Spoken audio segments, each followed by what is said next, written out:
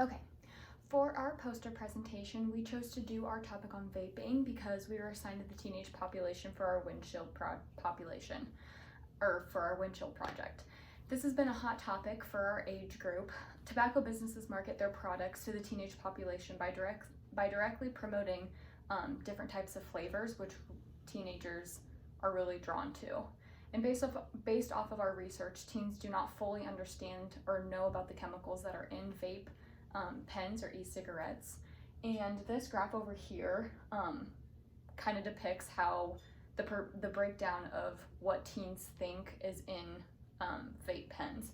And so 66% of teenagers think that it's just flavoring, and some 6% actually think that there's marijuana in vape pens, and only 13% understand that there is nicotine in these e-cigarettes and vape pens.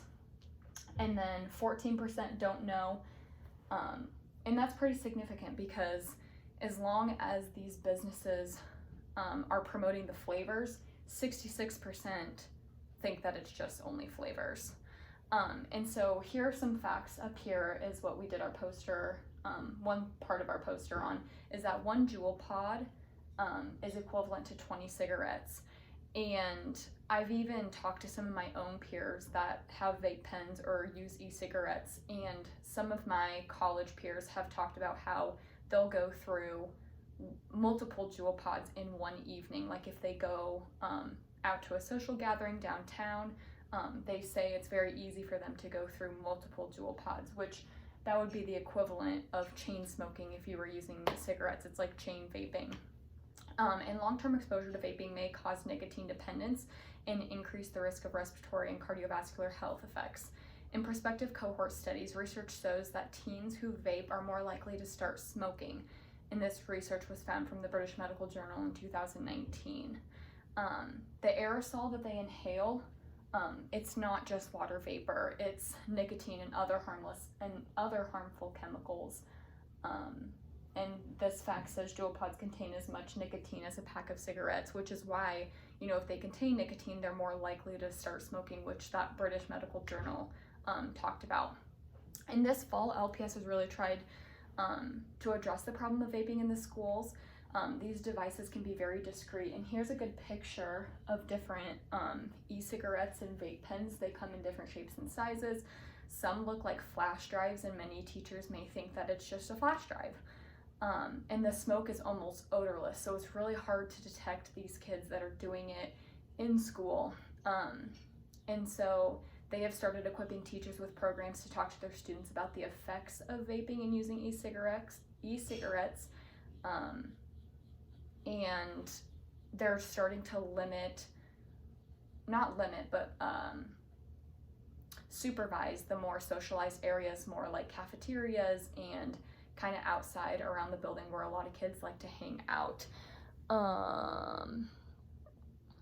And the significance behind this is that teens, their brains aren't fully developed, and so they don't think about how their choices right now can affect their health or consequences down the road.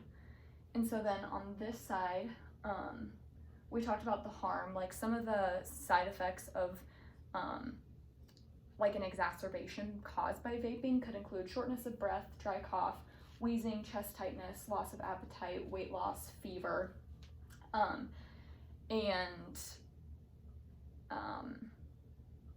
sorry, I lost my train of thought. Oh, so sometimes in the news you see these teenagers in the hospitals that have like exacerbations of like, basically they go into ARDS, acute respiratory failure, and they start seeing these signs and symptoms, and that's when they could really harm themselves and their health. And so some of our interventions that we came up with we gathered from multiple resources. One is to educate your family and friends, which is why we're doing this poster right now, is to educate them about the facts and side effects about vaping and e-cigs, and encourage smoking cessation programs, and go with your friends to these things. Like if one person in a social group or your friend group is doing it, it's more likely that you're going to influence your other peers to do it too. And so strength in numbers, go with your friends. And then list your smoking triggers and habits. So some people if they're under a lot of stress, they might feel that stress is a trigger for them, so that's when they start doing it. Or it's a social thing, they only do it when they're out in social groups or with their friends.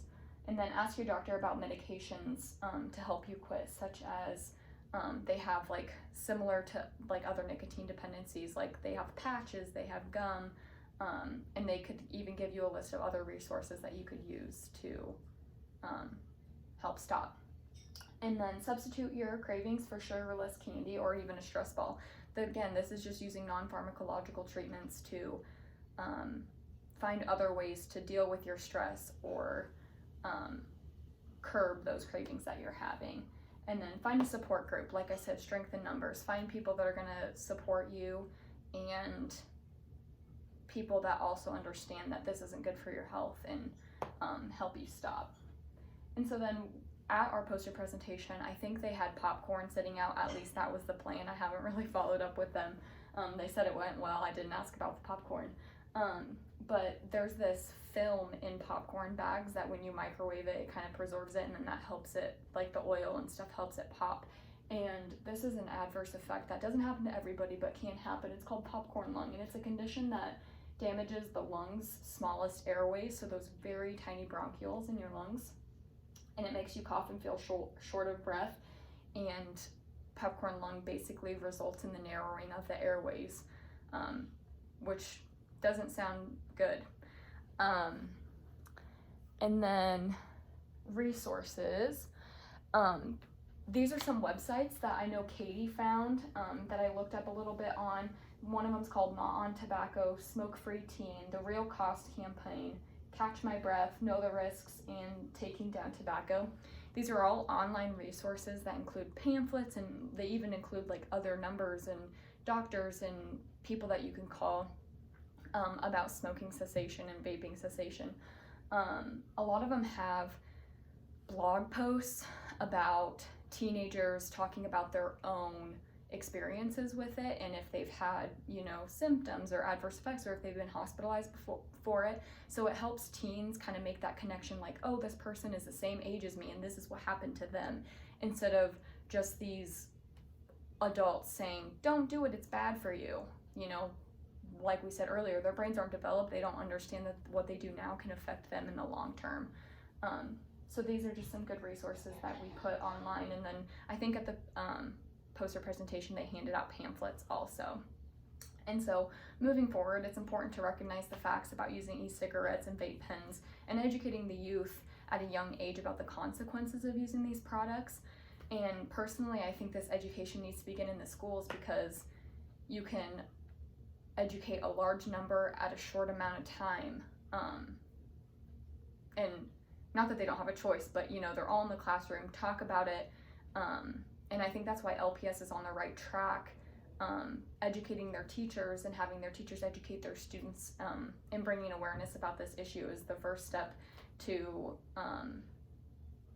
halting this bad habit. So yeah, that's our poster presentation. I hope you enjoyed it. Bye, Sue.